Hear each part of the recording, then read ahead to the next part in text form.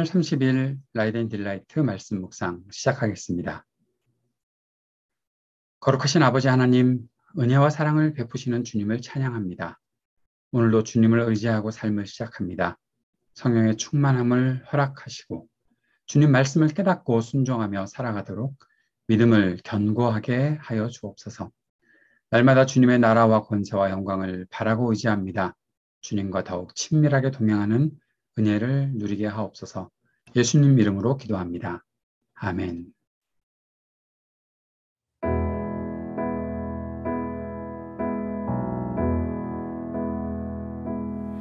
나의 말에 귀를 기울이사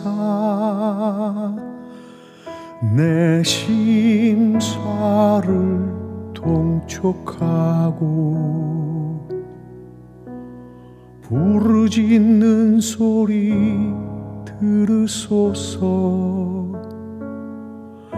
나의 왕 나의 하나님, 내가 주께 기도하니 주께 손의 소리 들으시리. 오 주여, 아침에 내가 기도하고 주께 바라리다.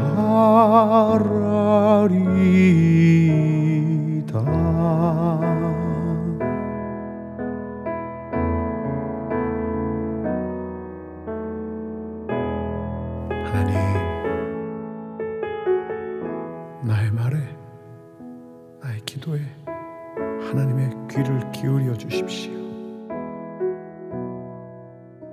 나의 심사를 하나님 통촉하시고 내 부르짖는 소리 들어주십시오. 하나님은 나의 왕, 나의 하나님이시죠. 내가 주께 기도하니 주께 손의 소리 들으시리. 오 주여, 아침에 내가 기도하고 주께 바라리다.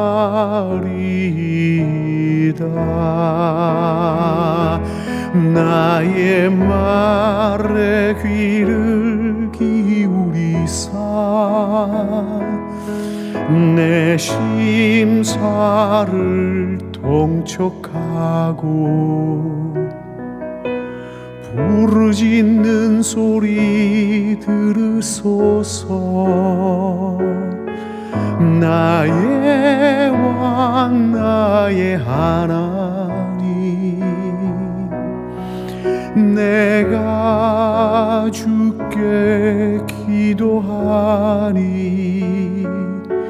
주께 손의 소리 들으시리. 오 주여, 아침에 내가 기도하고 주께 바라리다.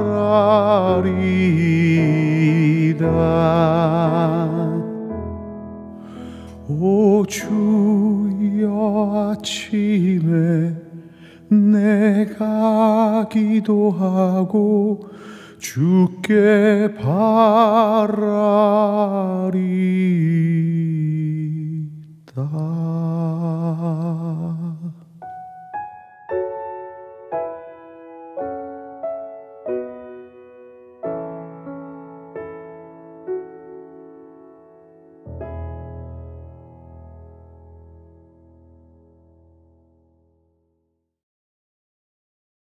시편 86편 1절에서 17절까지의 말씀입니다.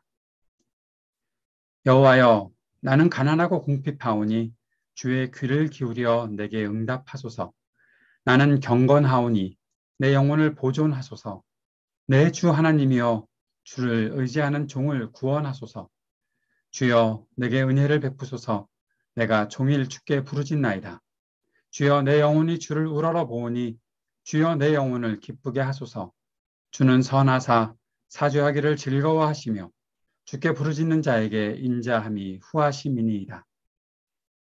여호와여 나의 기도에 귀를 기울이시고 내가 간구하는 소리를 들으소서.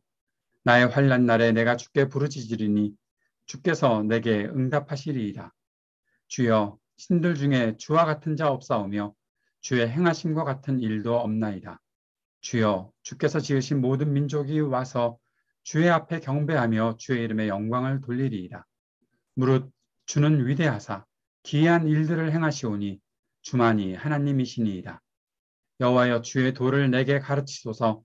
내가 주의 진리에 행하오리니 일심으로 주의 이름을 경외하게 하소서. 주 나의 하나님이여 내가 전심으로 주를 찬송하고 영원토록 주의 이름의 영광을 돌리오리니 이는 내게 향하신 주의 인자하심이 크사 내 영혼을 깊은 수월에서 건지셨음이니이다.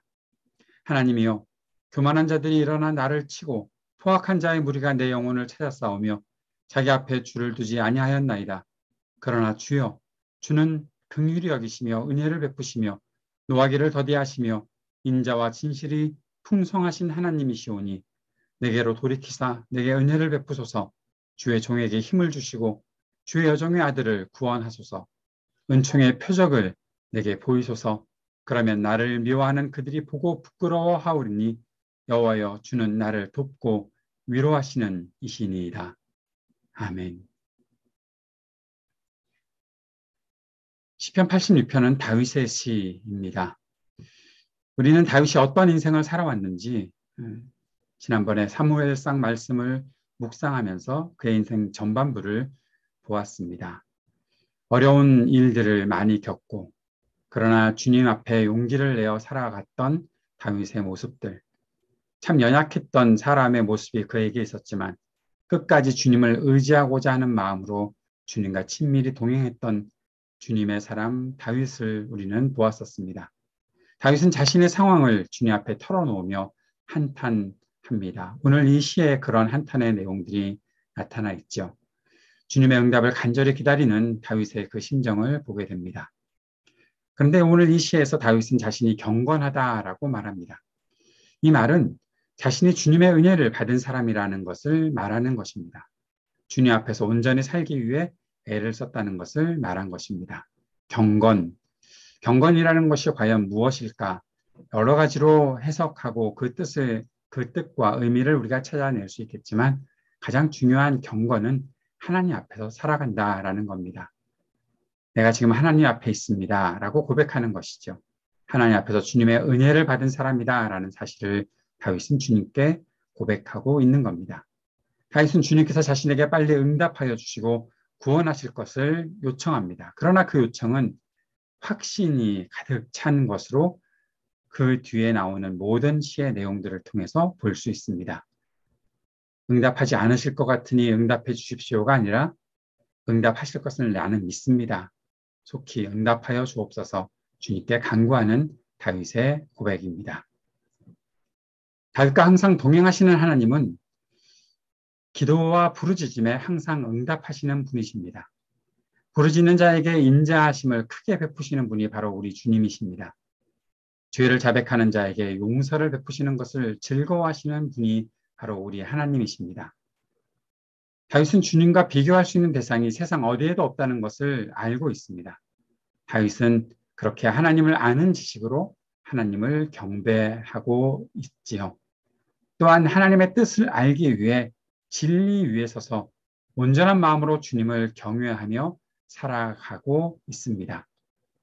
다윗이 오랫동안 대적에게 시달리고 있으면서도 끝까지 하나님의 긍휼을 입고 살고 주님의 위로와 도움과 용기를 얻고 살았던 것은 바로 그렇게 주님을 향한 지식으로 주님을 예배하고 더 주님을 배우기 위해 진리 위에 서 있고 온전한 마음으로 주님을 경외하며 살아가고 있었기 때문이다.